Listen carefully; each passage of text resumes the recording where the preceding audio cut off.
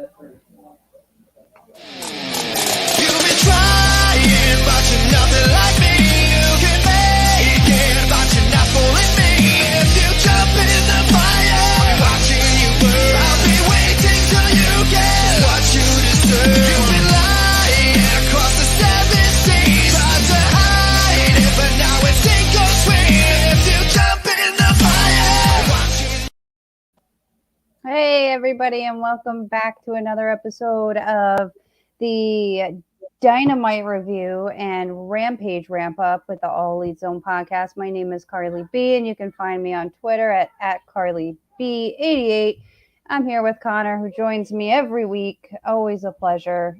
Connor's at AEW Fan Guy 18, and go like and follow us on Twitter at All Elite Zone 1. Like and subscribe on YouTube. And yeah, what a Dynamite last night. It took place in Worcester, Massachusetts, and I got to go. I was there. It was amazing, and I am exhausted. I don't even know what I remember and what matches were on Dynamite. So, starting off was the World Championship match. Coming in with Mox versus Roosh for the interim world championship.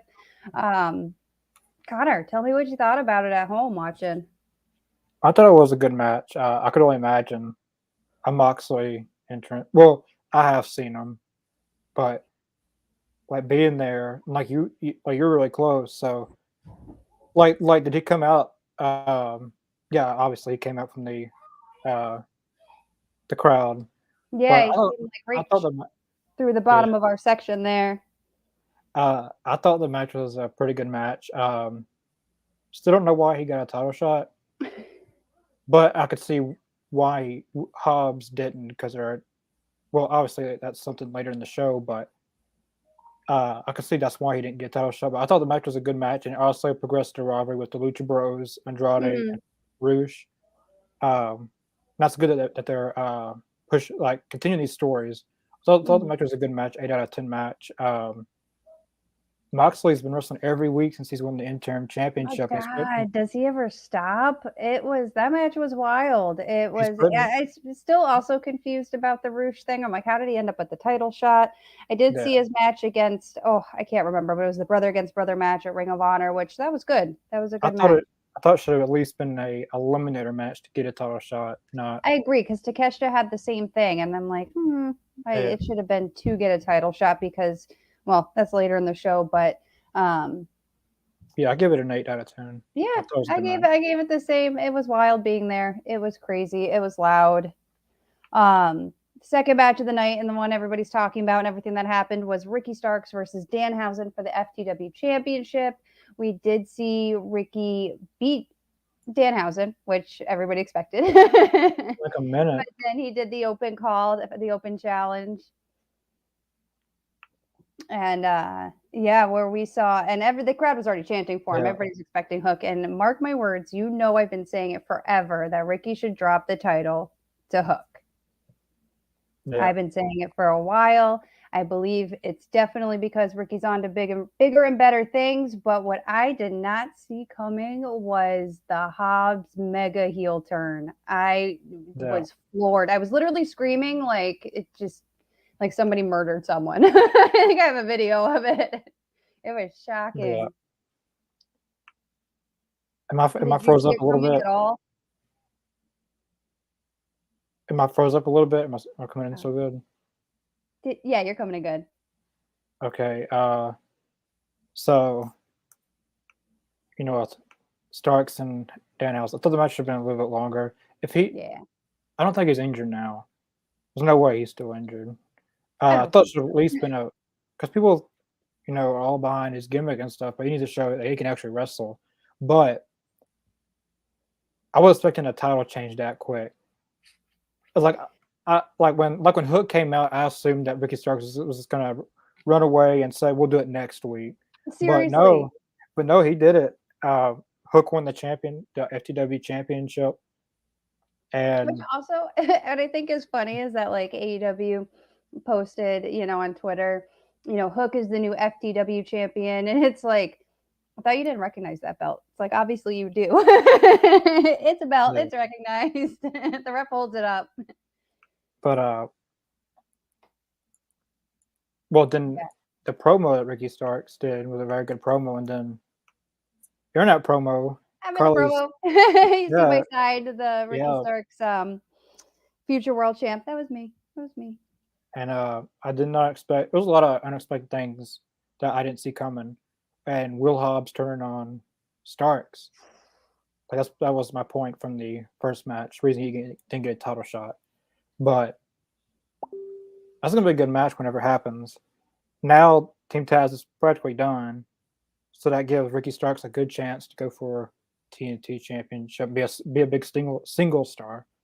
And which I've always that's you know how I feel about Ricky Starks. I think he's the next Rock. I love everything about Ricky Starks. It was heartbreaking to see him lose, but I got to see this big moment.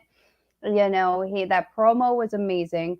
The Hobbs turn was just so shocking, and even though my man Ricky Starks lost, I think it's definitely we were all saying like he didn't really lose. He's going on to bigger things. What bigger things I don't know, because Wardlow is like a Jade Cargill, like who's gonna beat him, and the world championship is basically Mox's until Punk comes back. But there's lots of time and anything can happen, as we've seen. So yeah, what a night. It was wild. We didn't see Wardlow at all on the show. Not even for a backstage promo. Wardlow? Yeah, No, didn't come out for Dynamite at all? No, I can't remember anything announced or no promo or anything. I watched Rampage too, so I don't know what is what. So I'm sticking to the matches. And I don't plan on spoiling anything for Rampage, so just putting that one out there. In between, so the next match was Sammy Guevara versus Dante Martin, and I thought that was a good match. I thought it was good. I rewatched it just before we did the review tonight. I watched a couple matches because I couldn't remember anything. Sammy looked good. Even Sammy is like insufferable with Ty Conti. It was a good match. It's a good match. Give it a 7 out of 10. Lots of high flying moves. Everybody looked good. Dante had that nice jump off the stage in front of the top of the ramp. I don't have a green screen and somehow that popped up. I don't know how. but I thought that was a great match. I was expecting once they announced that both Sammy and Dante as good high flyers. I expected the match to be what it was. Mm-hmm. But I feel like Dante Martin does a little bit too much high flying, and I hate this because I said before during his match that he does a little bit too more high flying. He's going to get injured doing that, and did he get injured? I don't know if he did or not, but like there was a doctor there, and they kept on looking at his knee. But I hope not. I hated I said that, but I know you can't talk about anybody getting injured. It's just because it'll happen. But I thought it was a good match. Sammy won, but yeah, I just feel like Dante should pace out his high flying moves to make. I agree. There's only so many high flying moves you can do, and there's only so many that we've seen, and only so many new ones. So it's like kind of like the blood. Like you kind of have to balance it out. Even, you know what I mean? I feel like it could be a little bit more of a good pace in the match, sort of rush this, rush that, rush this. Like so much going on in the match, and then I don't know, but I thought it was a good match. He's got that energy. Yeah, I give it a 7 out of 10. Yeah, I thought it was good. With Ty Conti and then all that, but I thought that could have done without that. But yeah, I don't know. Like I like Sky Blue, and I'm glad that she got some TV time. I'm just not sure what the Sky Blue Dante Martin thing was, and we already know Sammy and Ty is just gross. If Dante's not injured, it'll be probably on Rampage or something this next week with Dante Sky Blue versus Sammy and Ty Conti. Yeah, that would be good. I see that happening if he's not injured. I hope he's not, because I don't need any more injuries. Nobody would say that. Wow. So in between the next match was the Jungle Boy promo, which was wild. Yeah. Yeah, that was Well, just that Hey, was a lot. hey, Christian asked for it when Yeah, he he did. started calling out his family. He called out him. So Whew. I wanted to hear what he Ooh. was going to say at the. I'm guessing he was going to talk about his dad. And Christian just. I don't think anyone heard Christian because when Christian was talking, he was still talking. And then It was a lot. yeah, A lot of things that I couldn't watch with my kids. I was like, you guys can watch this part. But it was definitely fueling the fire in that feud. And I think it's when it comes to a head, it's gonna be great. It's just I really like what's happening here. Last night really was a night of the future and highlighted the young and what I really think is the future of AEW. So that was a really great promo. And moving on to the fourth match of the night was Swerve Strickland versus Tony Nese and Smart Mark Sterling. I kind of forgot how I don't know I don't Smart Mark Sterling's getting on my nerves. I don't know why he's kind of like interjecting into these. the I don't know. It was Wardlow and the plaintiffs which was pretty cool, but it's like I feel like kind of over it. there's no need to pursue this feud now since Tony Nese has lost twice. But they had Keith Lee backstage watching. Then Josh Woods from Ring of Honor attacked Keith Lee. I'm guessing they're going to make Woods and Nese tag team. I would personally put Sean Spears with him, but I don't know. I don't know about this feud because I feel like I gave. Swerve and Strickland are Swerve and Keith Lee are the tag team championships, feel and you they coulda have gave. a whole roster of amazing tag teams. I feel they could have put them against someone more like a actual tag team. Yeah, I don't really know what's going on here. The match itself was okay. I think I am not the biggest Tony Nese fan. I don't know what's like, quote unquote special about him. He's a good wrestler. He looks good. He's in great shape. And not everyone needs a gimmick, but some people just I feel like kind of Sean get. Spears. It's easy to get like mixed in the shuffle, and I think that's kind of where Tony Nese is. And I I think feel like Swerve, Sean Spears could bump yeah, him up. Like if you look at Spears as a heel and his interaction towards the crowd, it's similar to Tony Nese, but I think Sean Spears could get him to that next level. yeah, and I think Sean Spears has more potential to get to that next level as Yeah. well. So, For whatever yeah, reason, I agree with that. he doesn't. I don't know if he doesn't get I don't booked know. at the show. Who knows? I was bagging on Wheeler Yuta for the longest time to my husband about his dorky pants, and I'm like, this guy, and Yuta's huge, so you never know. Like, I don't know. My opinion's Yeah. garbage, so it's just it. No, It's but interesting. I used to not like Eddie Kingston, but now he won me over. I love Eddie Kingston. Yeah, I'm glad he got to come out last night. I'm glad I got to see him. yeah, he came out in the Sammy match. Like towards Yes, the yeah. yes, that's when it happens. It was at the end when Sky Blue and everybody was getting into it. No, was it at the end of that one? Yeah, I think when Yes, Eddie came out for Dante. Yep.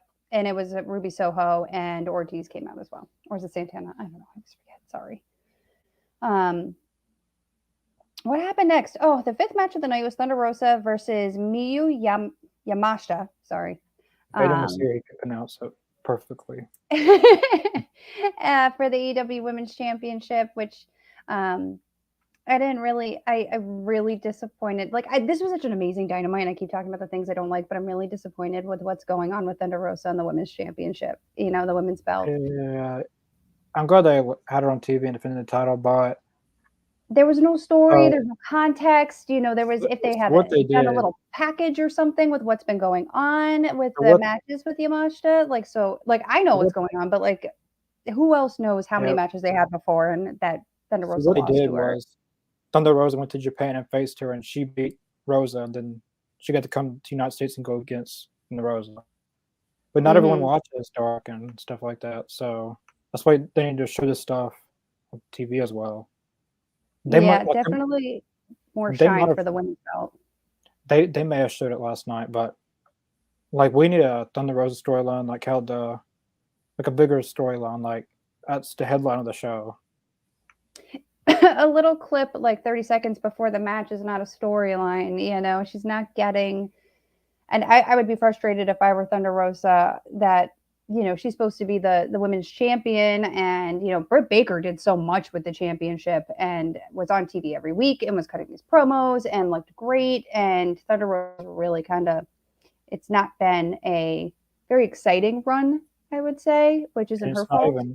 It's not even her fault. Like, it's booking. Like, I would have her in a storyline with someone, like, and every week. She does have the thing with Tony Storm and Thunderstorm, and that's definitely going somewhere. But she's also Wednesday, champion. Yeah, next Wednesday it's Thunderstorm versus Britt and Jamie Hayter. That's gonna be a good match. It's gonna be great. Very excited for that. I love Jamie Hayter. I think she's a great wrestler. I think and Tony Storm, and anytime they've all come together for matches, especially tag team matches, it's awesome. So yeah, I don't know. That match was. It was an okay match. It was okay. If I was booking it, I would have a feud going with Thunder Rosa and Jamie Hayter. If I was booking it, but yeah, that would be good. Or there's someone that, like, I want to feud like Moxley and Jericho or someone like, not like that, but like a storyline that's big. There is room for big storylines for women, not just like a little cat fight every other week and somebody gives you an attitude. Like, I think Serena Deeb and and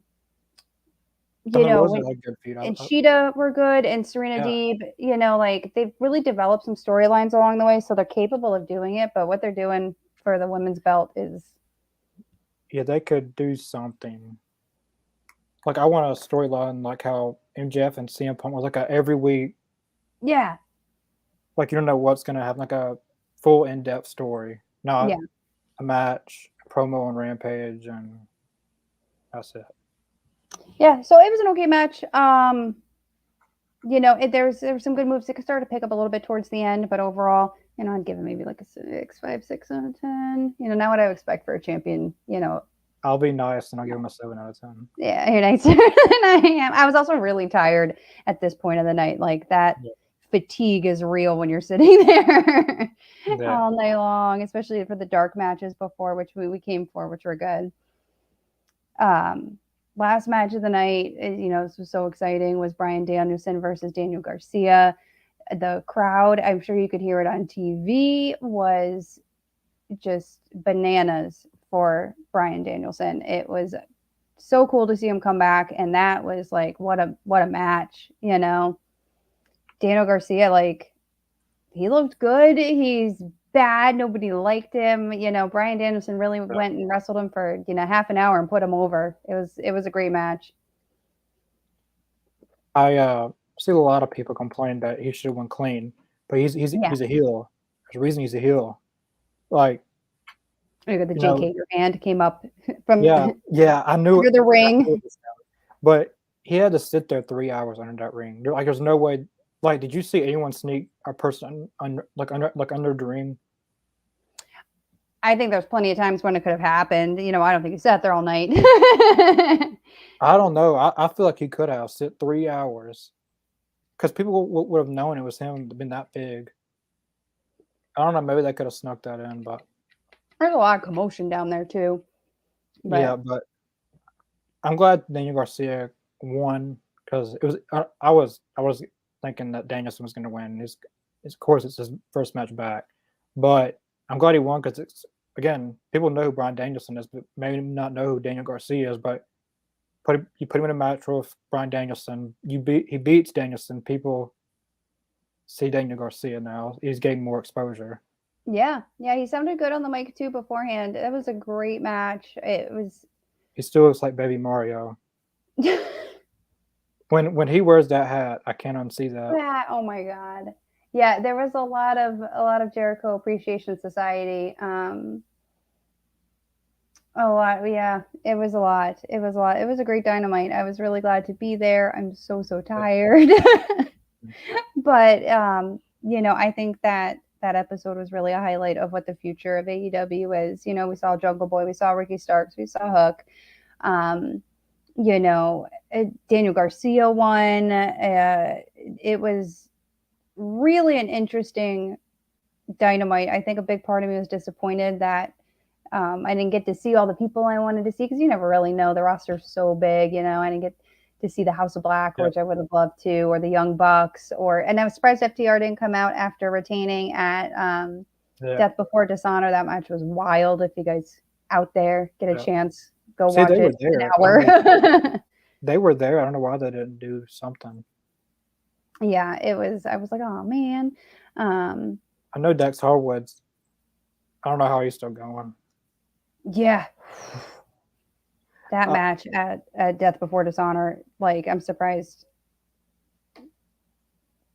I don't know that he was even walking after. It was crazy. They won't admit it.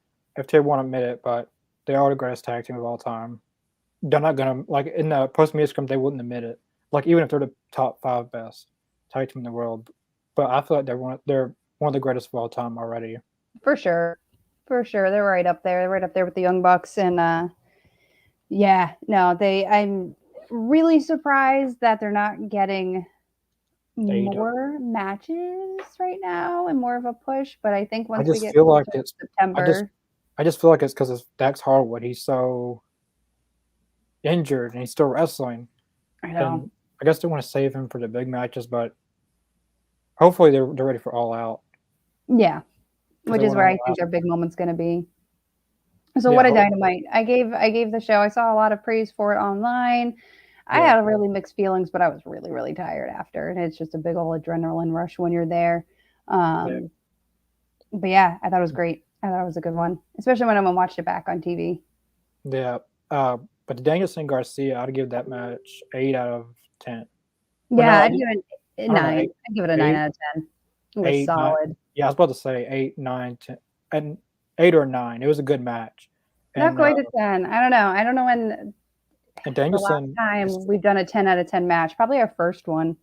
We'll have to go back and look at our first review and see what our 10 out of 10 matches were. Because I think that's the last time we had 10 out of 10 matches. It was just a really good Dynamite. Yeah, there might have been 1 or 2 matches that got a 10. Perfect 10. I haven't seen one in a minute, though. I don't know. Maybe the bar's too high. maybe we've set it too high. It was back, I think, when MJF was still wrestling, and I think we had some 10 to 10 matches. And now that he's gone, we haven't had one in a minute. But I don't know. CM Punk, when he comes back, Kenny Omega, we'll get to the rumors. Trios titles are coming to AEW. Yes, yep. They're going to be crowned. There's a tournament going on. They're going to be crowned All Out, and I think Kenny Omega's coming back next week. Yeah, I heard that they weren't going to introduce the titles until Kenny Omega was back. So I think those things go hand in hand together. Then Undisputed Elite's coming back next week. So yep, that's exciting stuff. When AEW's coming to Canada, I got excited for that, even though I'm not going to it. just see them go to Canada as their first out of country show. Yeah, it's gonna be good. They're gonna go wild for Jericho there. Probably Ethan Page too. Yep, Ethan Page. Isn't Kyle O'Reilly Canadian? He might be. Of course, Christian Cage, Brian Cage, Ethan Page. But of course, Brian Cage won't be on the show. You never know. Only for around ROH time, I guess. We shall see. All right. Do you have the matches for Rampage? Because I have nothing. I don't, but I know the matches by memory, I think. It's Best Friends and Orange Cassidy versus Jay Lethal, Satnam Singh, and Sanjay Dutt. I don't think Sanjay Dutt's going to wrestle. I think he's just going to sit there. And last night I was saying, on Rampage, I hope there's not a squash women's match. How they've been doing, Britt and Jamie in action, Serena. But I said I would book Anna Jay versus Ruby Soho. A few minutes later, they announced a match. So, what else? Matt Sydal versus Lee Moriarty. Mm-hmm. And I know Claudio Castagnoli is supposed to be on there. I forget there's There's one more match that's supposed to be on there probably because we only have 4.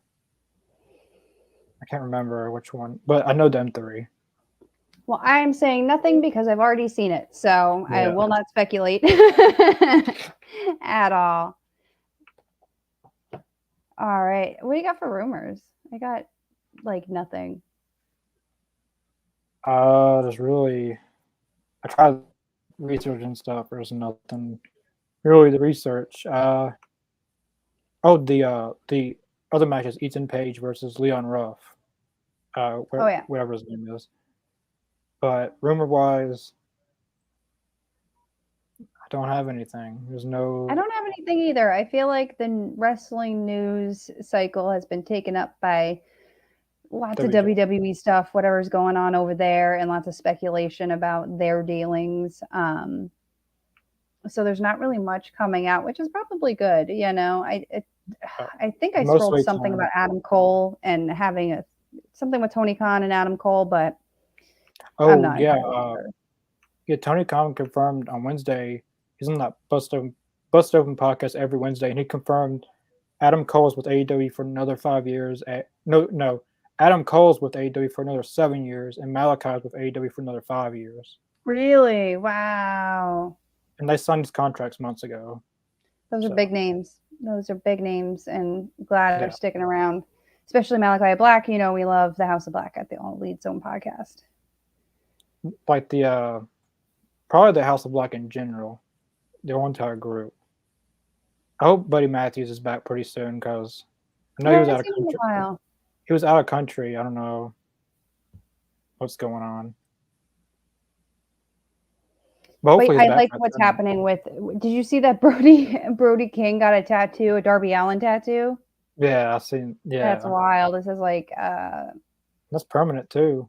It's like rest in peace, or here lies Darby Allin with that tombstone on a tattoo. That's commitment. That's a different level of kayfabe commitment. Like they're really going all out for this story, and we still didn't see, is Sting and Miro going to join the House of Black because they both got sprayed with the mist, and Julia did, and she joined them. So it's Miro and Sting. Lots of other people got misted and didn't. I think Miro will not, because I think Miro's very strong in his convictions. I like what's going on with Malachi Black and Miro though right now. It's pretty cool. Sting joining them would be cool. But I just don't see Miro joining. That's not Sting's. He doesn't fit. He doesn't fit that role really. Mm-mm. The only people that could join the House of Black is Butcher and Blade, probably. But they really don't need anyone else, really. They don't need anybody. They're good. They have enough. Yeah, they got Julia. They got, of course, the 3. I thought they don't need anybody. Matthews, Brody King. They got a good thing going. I mean, the only person would be Pac, but he's good where he's at with the Death Triangle. So that would be an interesting crossover. Like if that did happen down the road, that would be cool. I'd be okay with that. Pac heel turn, that would be good. Yeah. All right, fans, people out there, the AEW Galaxy. That's all I have for tonight. I'm literally going to crawl upstairs and go to bed because I worked all day as a nurse and I went to Dynamite until 2 a.m. last night. So that's all I got. We'll be back tomorrow with Rampage for our live reaction. We're here on Mondays with whatever it is we figure out to do. And then, of course, on Wednesdays. And then back again for the Thursday Dynamite review. So thanks for joining us. Like and subscribe. Hit all those buttons that you're supposed to. We're on Twitch, too. I always forget. I think there's one person that watches us there. So thanks. Yeah. That never comments. Our one Twitch person. And on Spotify. So that's it.